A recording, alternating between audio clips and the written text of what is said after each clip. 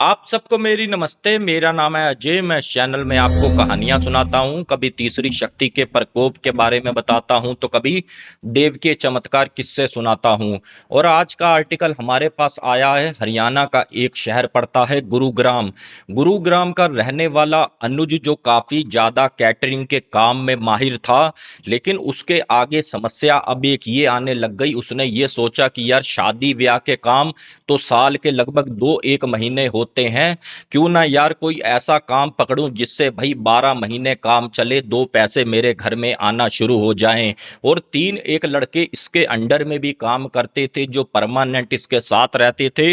जब इसने भाई अपने लड़कों से सलाह ली तो इन्होंने ये कहा, उन लड़कों ने, कि भैया ऐसा करो, यहाँ पर काफ़ी सारी यूनिवर्सिटियाँ हैं, काफ़ी सारी कंपनियाँ हैं जिसमें कैंटीन का काम चलता है। एक बार आप वहाँ पर संपर्क करके देखो।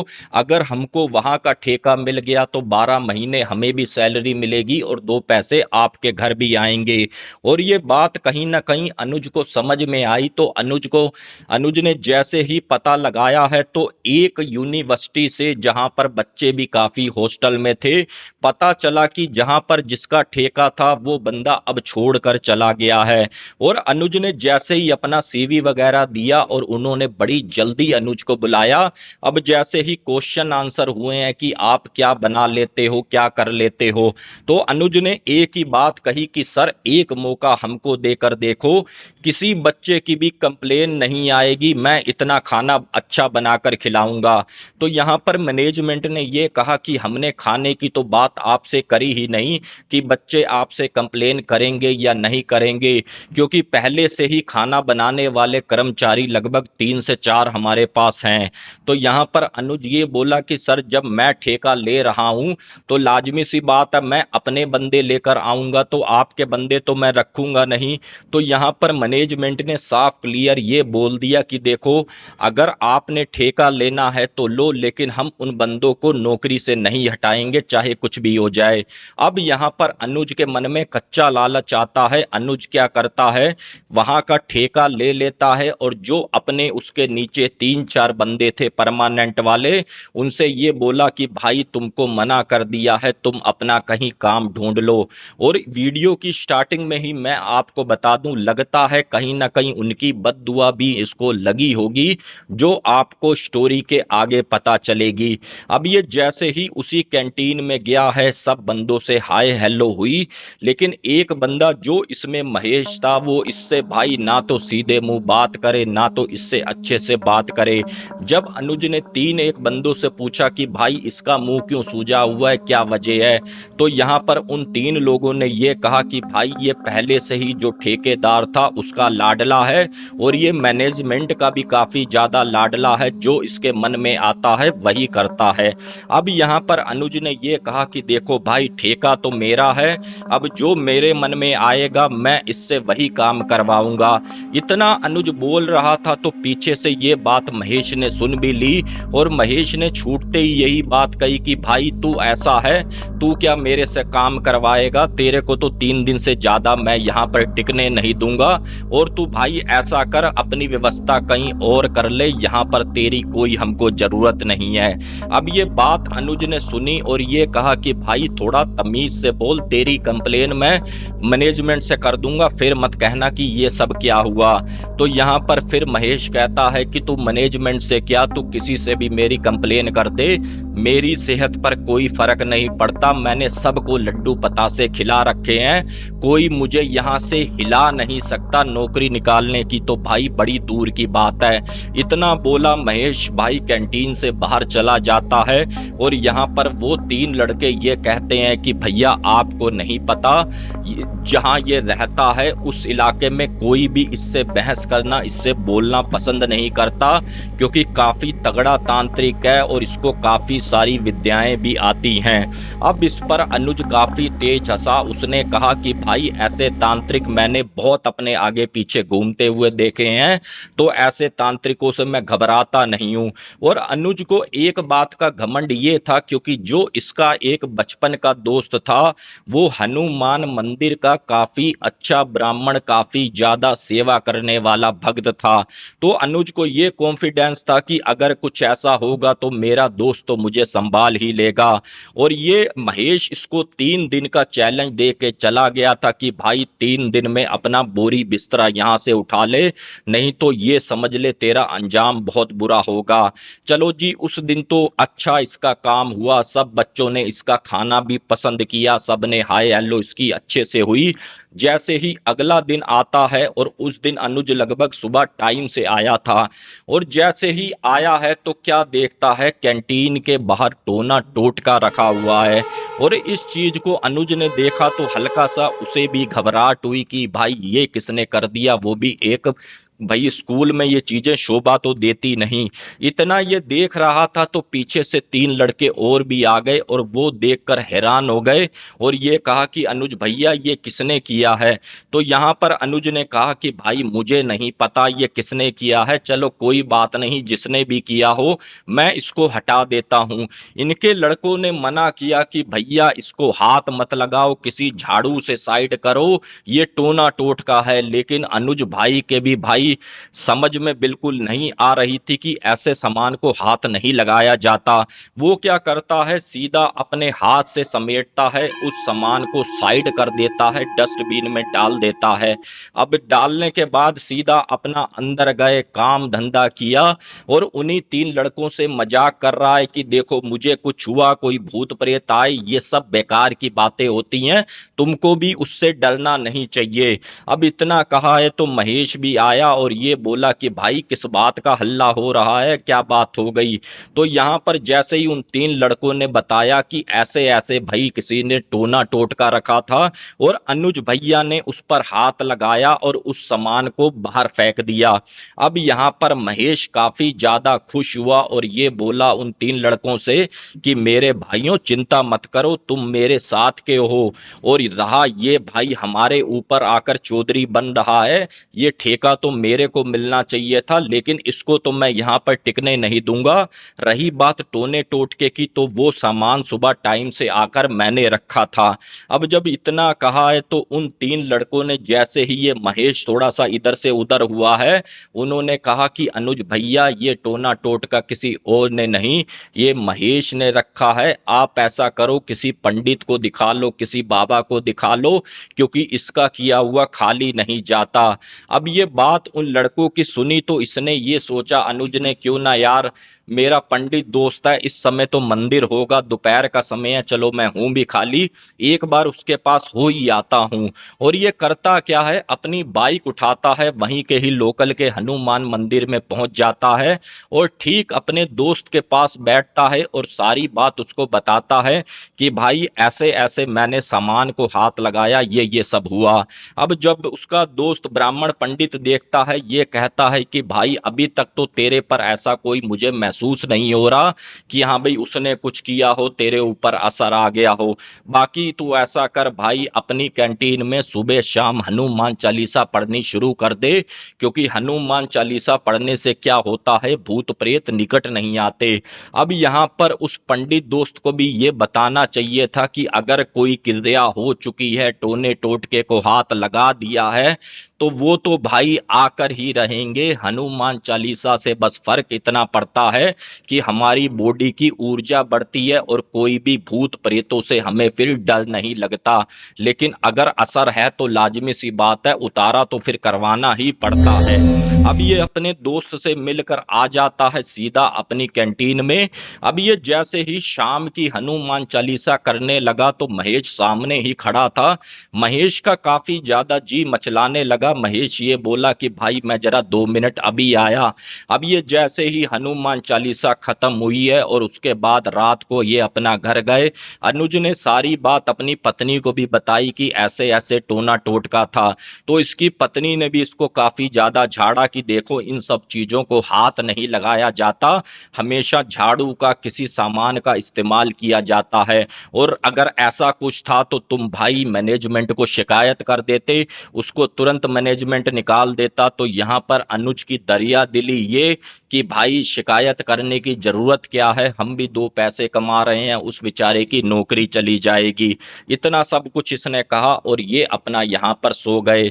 अब फिर से जैसे ही सुबह होती है तो क्या अनुज आता है कैंटीन में, क्योंकि कैंटीन खोलने की जिम्मेदारी भी इसकी थी। और ये आया है तो पीछे से वो तीन लड़के भी आए। अनुज क्या कुछ एक अपना काम वगैरह कर रहा था, तो इसको क्या महसूस हुआ कि इस तरीके से भाई चक्कर आए, सिर घूमा और ये तुरंत उसी जमीन पर ही नीचे बैठ जाता है और कभी अपने सिर पर हाथ लगाए, कभी अपने गले पर हाथ लगाए कि भाई ये मुझे हो क्या रहा है। और मैं जैसे ही बोलने की कोशिश कर रहा हूं तो बीच बीच में ऐसा महसूस हो रहा है जैसे कोई मेरा गला काफी तेज दबा रहा है, फिर ढीला छोड़ रहा है, फिर टाइट दबा रहा है। अब यहाँ पर उन तीन लड़कों से अनुज ये कहता है कि बेटा ऐसा करो, एक गिलास मुझे पानी गर्म कर कर दो, मेरे गले में दिक्कत हो रही है। और इसी के साथ इसको काफ़ी ज़्यादा खांसी होना भी शुरू हो गई। अब इतने में महेश आता है और ये कहता है कि तुम्हारे ठेकेदार साहब को क्या हो गया, ये नीचे कैसे बैठे हुए हैं। तो वो लड़के ये कहते हैं कि महेश भैया देखो, अगर ये सब आपका किया धरा है तो भैया मत करो, सही नहीं रहता। भाई पहले भी हम ठेकेदार के अंडर में काम कर रहे थे, हमको टाइम से पैसा मिल रहा था, अब भी तो हम ठेकेदार के अंडर में काम कर रहे हैं, ये सब करना भैया ठीक नहीं है। और महेश ये कहता है कि भाई मैंने इसको 3 दिन का बोला है और ये मेरे आगे छूटते ही बोला था कि तेरे से जो कर मिले कर ले। अब भैया ठेकेदार साहब थोड़ा गला क्या ढीला करवा दूं अगर कोई ज़्यादा तुम्हारा दबा रहा है। इतना कहा है और ये हंसता हुआ फिर अपना इधर से उधर चला गया। अब यहाँ पर होता क्या है, वो तीन लड़के ये कहते हैं कि भैया जिस दोस्त के बारे में आप बता रहे थे कि मंदिर में पंडित आपके दोस्त हैं, एक बार आप सीधा उनके पास चले जाओ। क्योंकि इसी बीच में अनुज की एक्टिविटी काफ़ी अलग होती जा रही थी। कभी अनुज थोड़ा सा काम करे, फिर किसी ने गले को खींचा तो अनुज का सिर ऐसे घूमा जैसे कोई आज इसकी गर्दन दबा देगा। और इसने एक समझदारी का काम किया, उन तीन लड़कों का कहना माना और ये सीधा चला गया भैया मंदिर में ही अपना। अब ये जैसे ही मंदिर के बाहर खड़ा है, लेकिन इसकी हिम्मत ना पड़े कि मैं मंदिर के अंदर जाऊं, और ये वहीं से ही हॉर्न बजा रहा है और अपने पंडित दोस्त को आवाज मार रहा है कि भाई जल्दी से बाहर आ, जल्दी से बाहर आ। अब उसके तक तो आवाज क्या ही पहुंचनी थी, लेकिन सबको भाई जो प्रसाद बेचने वाले हैं सबको पता था कि ये अनुज भाई हफ्ते में 2-3 बार तो यहाँ पर आते हैं अपने दोस्त के पास। अब वो जाते हैं और ये कहते हैं कि आपका मित्र बाइक पर बैठा हुआ है और आपको आवाज मार रहा है, पंडित जी जरा 2 मिनट के लिए बाहर चलो। अब ये वो भी पंडित जी भी आते हैं, अपना भागा दौड़ी, और फिर जैसे ही गेट पर आकर खड़े हुए हैं, ये बोले कि अनुज क्या हो गया भाई, अंदर नहीं आया तो बाहर बुला रहा है, कोई काम है क्या। यहाँ पर अनुज ने फिर वही बात पंडित जी से कही कि मुझे ऐसा लग रहा है जैसा कोई मेरा गला काफ़ी तेज दबा रहा हो, आज तो लगता है मेरा जीवन ही समाप्त हो जाएगा। तो यहाँ पर फिर पंडित जी ने कहा कि चल अनुज अंदर तो आ, लेकिन ये आना तो दूर की बात, मंदिर की तरफ यहाँ पर देखे भी ना। और पंडित जी समझ चुके थे कि भाई इसके साथ कोई ना कोई सीन तगड़ा हो चुका है, जो इसने कल मुझे बताया था टोने टोटके के बारे में। और पंडित जी ने क्या किया है, उसकी एक ये वाली उंगली इस तरीके से पकड़ी है और ये अनुज खिंचता हुआ चला गया मंदिर के अंदर। और ये जैसे ही सामने बैठा है, और भी काफी भक्त थे जो माथा टेकने वाले, और ये वहां पर जाके गुर्राने लग गया हनुमान जी के मंदिर के अंदर, और नजरें बिल्कुल ना मिलाए हनुमान जी से, मुंह इस तरीके से करके इस तरीके से करे। अब ये जब करे तो और भी भक्त जन डरे कि भाई इसको यहाँ पर क्या हो गया। और इसी पंडित जी जो इनके दोस्त थे, तो वहां पर एक सीनियर पंडित जी और भी थे, और जैसे ही वो अपना अनुज के दोस्त इसका झाड़ा करने लगे, और वो सीनियर पंडित रोक देते हैं कि बेटा तुझे उतारा करना आता है या नहीं आता। यहाँ पर फिर वो कहते हैं कि भाई साहब आप ही बता दो कैसे उतारा करेंगे, क्योंकि जो ये ब्राह्मण थे लगभग 50-55 साल की एज के थे। तो उनका ये कहना था कि बेटे जो मुझे इसके गले पे लिपटा हुआ दिख रहा है, अगर उसका सिर होता तो मैं यहाँ से उतारा कर देता, उसकी बाल पकड़कर, उसकी चुटिया पकड़कर, लेकिन जो इसको जकड़ रखा है गर्दन से, उसका वहां पर सिर नहीं है। तो ये उतारा ना तो तेरे बस की है, तू कर ले, और ना तो भाई ये मेरे बस की है, मैं इसका उतारा कर लूं। तो फिर वो पंडित जी कहते हैं अपने सीनियर पंडित जी से कि भाई अब क्या करना होगा। तो यहाँ पर उन्होंने एक ही बात कही कि भाई जल्दी से जल्दी इसके परिवार को बुला लो और सीधा तुम इसको लेकर मेहंदीपुर बालाजी चले जाओ। अब यहाँ पर उन्हीं के ही मित्र उन भाई उसके परिवार को फोन करते हैं कि भाभी ऐसा ऐसा हो गया है और जल्दी से आप आ जाओ। और इत्तिफाकन अनुज का साला भी आया हुआ था और वो भी आया साथ में। और ये अनुज की एक्टिविटी मंदिर के अंदर काफी ज्यादा खराब होती जा रही थी, कभी लेट रहा है, कभी दीवारों में सिर मार रहा है, क्योंकि वजन यहाँ पर काफी ज्यादा बढ़ता जा रहा था उस प्रेत शक्ति का। उसका साला क्या बोला अनुज का कि भाई कुछ नहीं है, ये पंडितों के काम होते हैं पैसा बनाने का, कि इनकी दुकानदारी चलती रहे, और ये सब बेकार की बातें हैं। दीदी ऐसा करो, जीजा जी को लेकर किसी अच्छे हॉस्पिटल में चलो। और काफी कुछ यहाँ से अनुज के साले ने बक दिया था, मैं आपको बता नहीं सकता। और जो अनुज का दोस्त था पंडित, उसने ये कहा कि चलो कोई बात नहीं, अगर हम पर विश्वास नहीं है तो आप हॉस्पिटल में भी ले जाओ, अपने मन की तसल्ली कर लो। और ये जैसे ही हॉस्पिटल लेकर गए हैं तो भाई पूरा बॉडी का चेकअप भी हुआ, सब कुछ हुआ, लेकिन रिपोर्ट तो यहाँ पर बिल्कुल निकले नॉर्मल। और इसकी एक्टिविटी अब इसका साला भी देख रहा था तो कुछ उसको भी अजीब लगने लगा।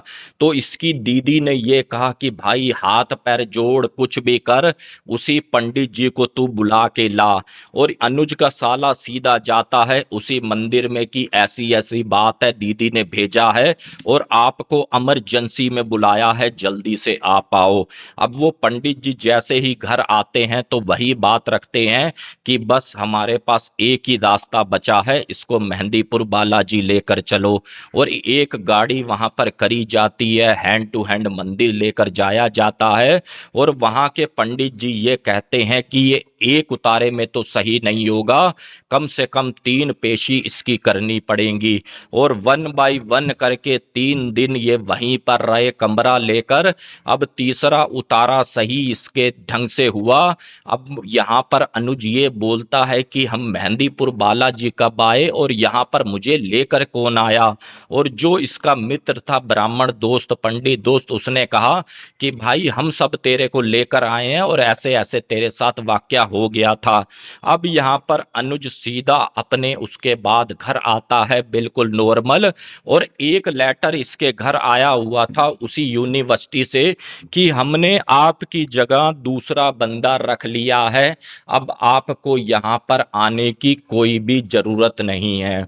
लेकिन जैसे ही 1 महीना बीता है तो अनुज ने ये सोचा कि एक बार जाकर मैं महेश से बात तो करूं कि भाई ये जो 3 दिन का तूने बोला था ये सब था क्या। और यहाँ से मैं आपको बता दूं 3 दिन का ये बोला गया था कि इस दुनिया से ही तुझे गायब कर देंगे। लेकिन जब अनुज पहुंचा है यूनिवर्सिटी में, वो 3 बंदे तो इसको दिखे। जब 3 बंदों से पूछा गया कि भाई वो महेश कहाँ है, तो यहाँ पर उन्होंने ये कहा कि हमको पता नहीं भैया, जब से आपका आना बंद हुआ है उसके अगले दिन के बाद यहाँ पर महेश झांका ही नहीं और यहाँ पर आया ही नहीं। उसके बाद क्या महेश कहाँ पर क्या कैसा, भैया हमें कुछ नहीं पता। इतना कहा है और वहां से अनुज भी अपना वापस आ जाता है। और एक बात दिमाग में ये रख लेता है कि भाई कभी भी तांत्रिकों से उलझना नहीं चाहिए। आपके पीछे भले जितनी तगड़ी स्ट्रॉन्ग टीम भी हो, लेकिन सामने वाले को भी कभी जिंदगी में कमजोर मत समझो। तो ये कहानी फ्रेंड्स आपको कुछ सीख भी देती है कि थोड़ा सा सामने वाले का भी सम्मान करो। बाकी फ्रेंड्स अगर ये आर्टिकल आपको पसंद आया है तो प्लीज चैनल को सब्सक्राइब करें और ये कमेंट जरूर करें कि ये आर्टिकल आपको कैसा लगा और ये स्टोरी आप कहां से देख रहे हैं। मिलते हैं फिर किसी और न्यू हॉरर स्टोरी में। जय हिंद जय भारत।